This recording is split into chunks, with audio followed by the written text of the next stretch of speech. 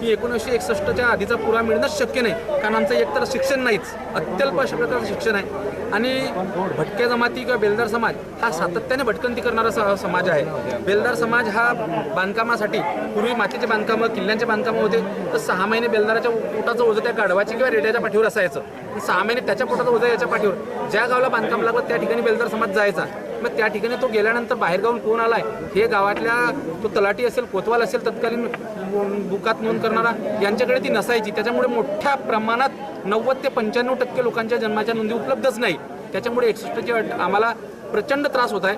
मी शासनाला रद्द करा हे म्हणणार नाही, कारण मला माहिती आहे बोगस सर्टिफिकेट घेतले जात आहे, बाहेर राज्यातून लोक येते या ठिकाणी येत आहे, बेलदार समाजाच्या नावावर पण बोगस सर्टिफिकेट घेतले जात आहेत। पण माझी अशी शासनाकडे मागणी आहे की या ठिकाणी बेलदार समाजाच्या ज्या प्रॉपर वस्त्या आहेत, तुम्ही त्यांना त्रास देण्यापेक्षा सर्कल चौकशी का लावत नाही आणि सर्टिफिकेट मागण्यापेक्षा शासनाने आता यापुढे जाऊन प्रत्येकाला जातीचं सर्टिफिकेट हा कायदेशीर त्याचा हक्क आहे।